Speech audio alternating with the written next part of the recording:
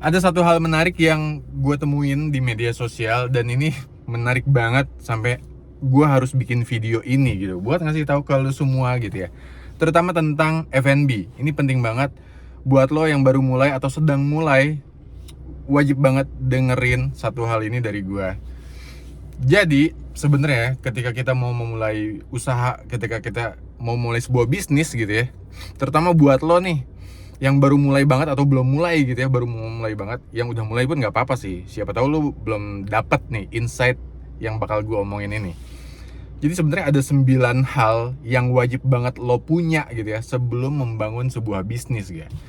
Kalau misalkan gue bilangin 9-9-nya sih mungkin terlalu banyak ya, dan gue sebenarnya tidak expert di bidang itu. Tapi ini cuman sharing aja, gue memang niatnya sharing.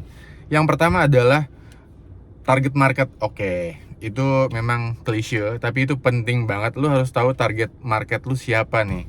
Apakah dia apakah mereka gitu ya, apakah mereka adalah kumpulan mahasiswa, apakah mereka adalah fresh graduate, apakah mereka adalah bapak-bapak dan ibu-ibu gitu ya, dan lain sebagainya. Itu target market yang pertama. Tapi yang dari 9 hal ini,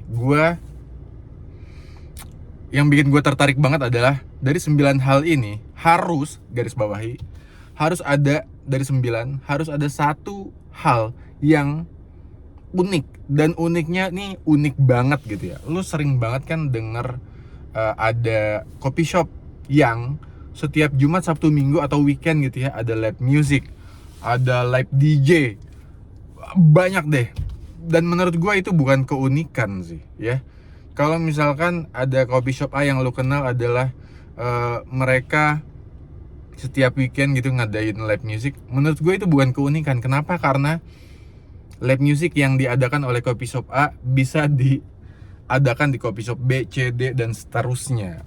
Artinya coffee shop A yang sudah mengadakan live music ini itu bisa tergantikan gitu, karena live music setiap weekend bukan keunikan, yaitu hiburan tapi tidak unik gitu ya. Nah, menariknya adalah tugas gue sebagai owner di kedai kopi Herwit, tugas gue adalah mencari keunikannya itu gitu. Atau bukan gue yang menemukan keunikan, tapi malah customer Herwit nih yang menemukan keunikan Herwit. Kenapa mereka mau ke Herwit sih gitu ya? Apa sih yang unik dari Herwit, dari kedai kopi yang gue punya ini? Nah, ini menarik nih buat teman-teman mungkin yang sedang ya mau mulai gitu ya, mau mulai usaha.